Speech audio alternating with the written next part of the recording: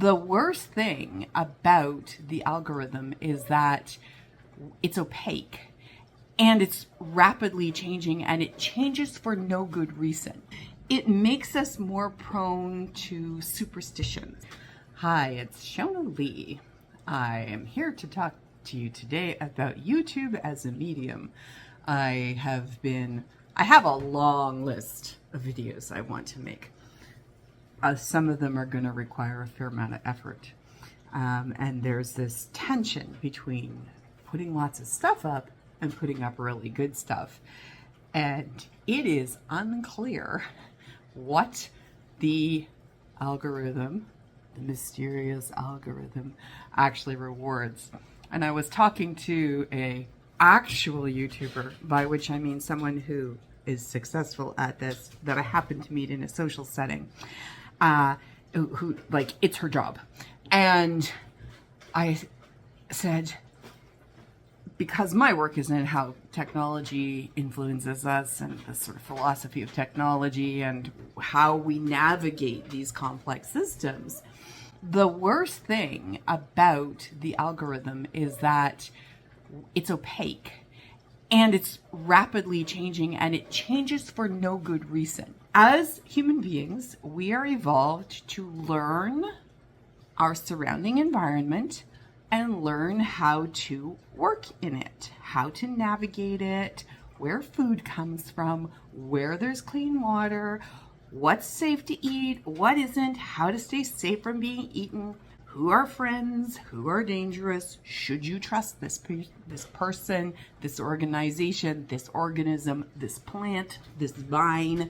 And we're cast into this system where we don't know how it works.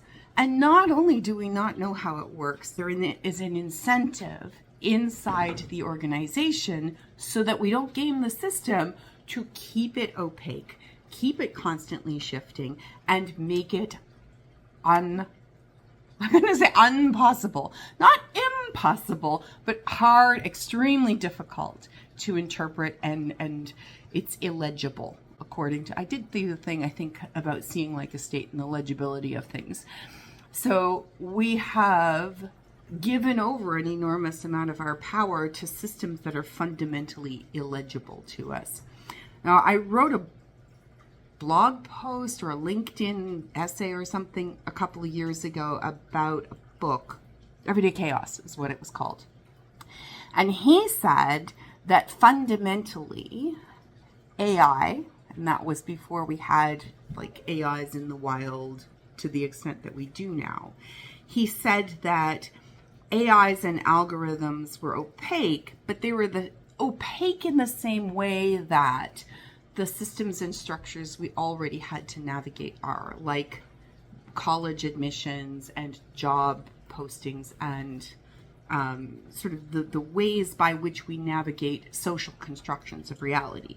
So not underlying reality, not the forest and the ground underneath us and where water comes from, but the stories we tell about it and how we obstruct other people's access to things, because otherwise, as the gatekeepers, we become overwhelmed.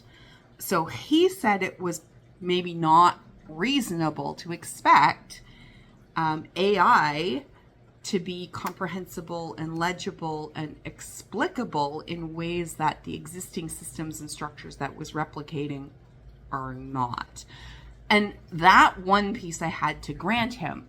But it still does mean that when we come into conversation with and try to navigate something like the YouTube algorithm that is deliberately obscured and designed to keep us from understanding how it works and what the mechanisms are under the surface. And we also get our sense of self and success and all of those, rewards from successfully navigating the system. It makes us more prone to superstitions.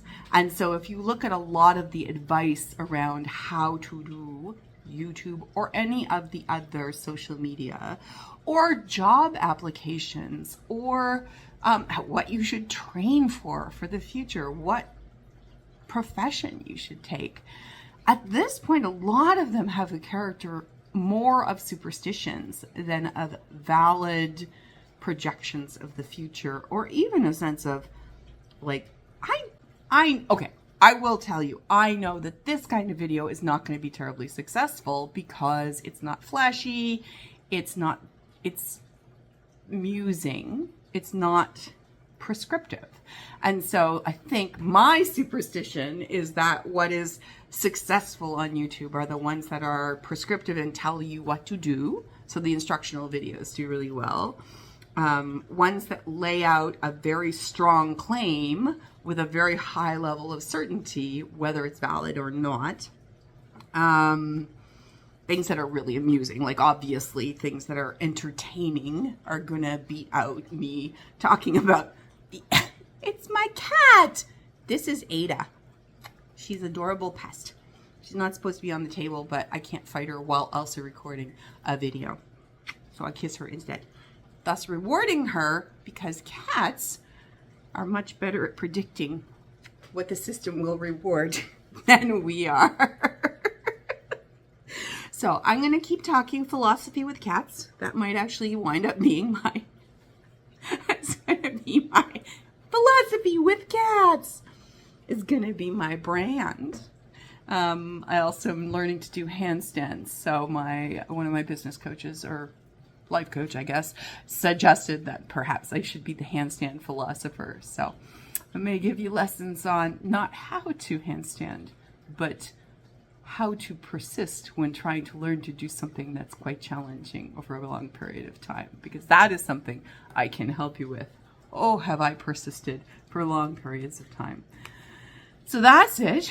The YouTube algorithm makes it very hard for us to guess what's going to succeed, but this video is probably not it.